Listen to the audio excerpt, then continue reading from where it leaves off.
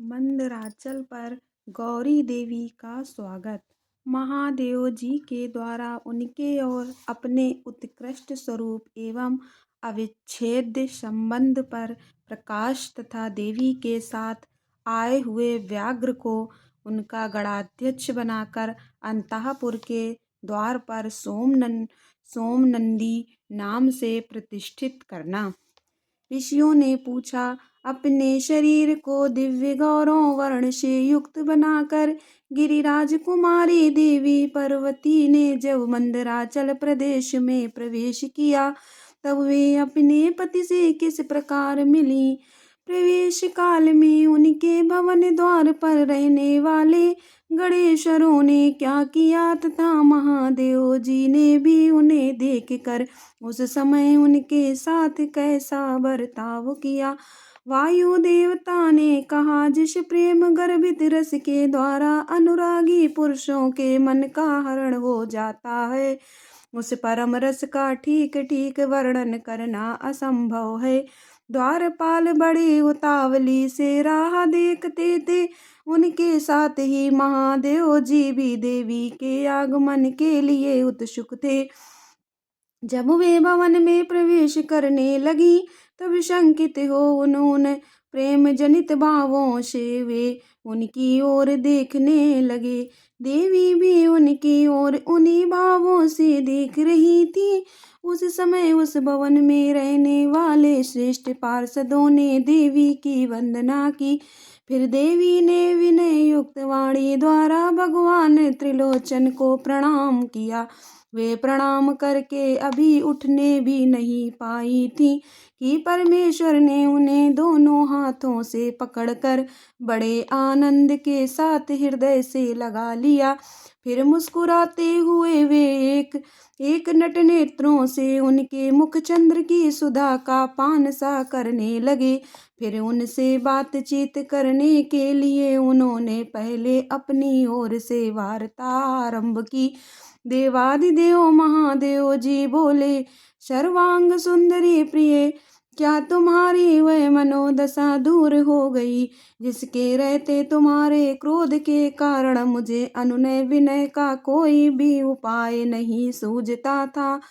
यदि साधारण लोगों की भांति हम दोनों में भी एक दूसरे के अप्रिय का कारण विद्यमान है, तब तो इस चराचर जगत का नाश हुआ ही समझना चाहिए। मैं अग्नि के मस्तक पर स्थित हूँ और तुम सोम के।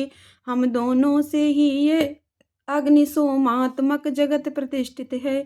जगत के हित के लिए स्वेच्छा से शरीर धारण करके विचरने वाले हम दोनों के वियोग में ये जगत निराधार हो जाएगा।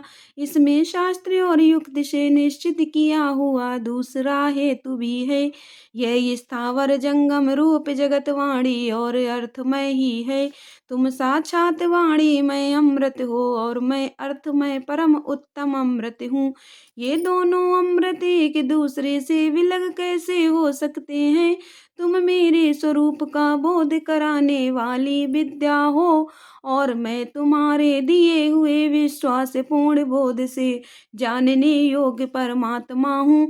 हम दोनों क्रमशः विद्यात्मा और वेदात्मा हैं। फिर हम में वियोग होना कैसे संभव है। मैं अपने प्रयत्न से जगत की सृष्टि और संहार नहीं करता। एकमात्र आज्ञा से ही सबकी सृष्टि और संहार उपलब्ध होते हैं। वह अत्यंत गौरवपूर्ण आज्ञा तुम ही हो। ऐश्वर्य का एकमात्र सार आज्ञा शासन है, क्योंकि वही स्वतंत्रता का लक्षण है। आज्ञा से वियुक्त होने पर मेरा ऐश्वर्य कैसा होगा। हम लोगों का एक दूसरे से विलग होकर रहना कभी संभव नहीं है। देवताओं के कार्य की सिद्धि के उद्देश्य से ही मैंने उस समय उस दिन लीला पूर्वक व्यंग वचन कहा था। तुम्हें भी तो यह बात अज्ञात नहीं थी, फिर तुम कुपित कैसे हो गई। अतः यही कहना पड़ता है कि तुमने मुझ पर भी जो क्रोध किया था वह त्रिलोकी की रक्षा के लिए ही था। क्योंकि तुम में ऐसी कोई बात नहीं है जो जगत के प्राणियों का अनर्थ करने वाली हो। इस प्रकार प्रिय वचन बोलने वाले साक्षात परमेश्वर शिव के प्रति श्रृंगार रस से सारे भूत भावों की प्राकृतिक जन्मभूमि देवी पार्वती अपने पति की कही हुई ये मनोहर बात सुनकर इसे सत्य जानकर मुस्कुरा कर रह गई। लज्जावश कोई उत्तर ना दे सकी, केवल कौशिकी के यश का वर्णन छोड़कर और कुछ उन्होंने नहीं कहा। देवी ने कौशिकी के विषय में जो कुछ कहा उसका वर्णन करता हूँ। देवी बोली, भगवान मैंने जिस कौशिकी की सृष्टि की है उसे क्या आपने नहीं देखा है? वैसी कन्या ना तो इस लोक में हुई है और ना होगी। यूं कहकर देवी ने उसके विंध्य पर्वत पर निवास करने तथा सम्रांगण में शुंभ और निशुंभ का वध करके उन पर विजय पाने का प्रसंग सुनाकर उसके बल पराक्रम का वर्णन किया।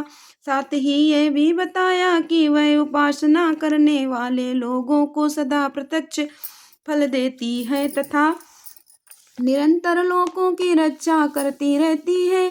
इस विषय में ब्रह्मा जी आपको आवश्यक बातें बताएंगे। उस समय इस प्रकार बातचीत करती हुई देवी की आज्ञा से ही एक सखी ने उस व्याघ्र को लाकर उनके सामने खड़ा कर दिया। उसे देख कर देवी कहने लगी, देव ये व्याघ्र मैं आपके लिए भेंट लाई हूँ, आप इसे देखिए। इसके समान मेरा उपासक दूसरा कोई नहीं है। इसने दुष्ट जंतुओं के समूह से मेरे तपोवन की रक्षा की थी।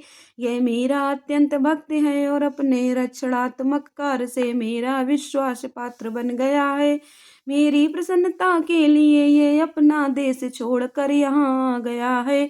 महेश्वर, यदि मेरे आने से आपको प्रसन्नता हुई है और यदि आप मुझसे अत्यंत प्रेम करते हैं तो मैं चाहती हूँ कि यह नंदी की आज्ञा से मेरे अंतापुर के द्वार पर अन्य रक्षकों के साथ उन्हीं के चिन्ह धारण करके सदा स्थित रहे।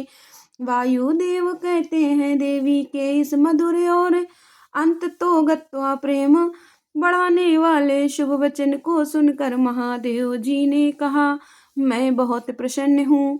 फिर तो वह व्याघ्र उसी क्षण लचकती हुई सुवर्ण जटित बेत की छड़ी, रत्नों से जटित विचित्र कवच, सर्प की सी आकृति वाली छुरी तथा रचकोचित वेश धारण किए गणाध्यक्ष के पद पर प्रतिष्ठित दिखाई दिया। उसने उमा सहित महादेव और नंदी को आनंदित किया था, इसलिए सोम नंदी नाम से विख्यात हुआ। फिर इस प्रकार देवी का प्रिय कार्य करके चंद्रार्ध भूषण महादेव जी ने उन्हें रत्न भूषित दिव्य आभूषणों से भूषित किया। चंद्रभूषण भगवान शिव ने सर्व मनोहारिणी गिरिराज कुमारी गौरी देवी को पलंग पर बिठाकर उस समय सुंदर अलंकारों से स्वयं ही उनका श्रृंगार किया।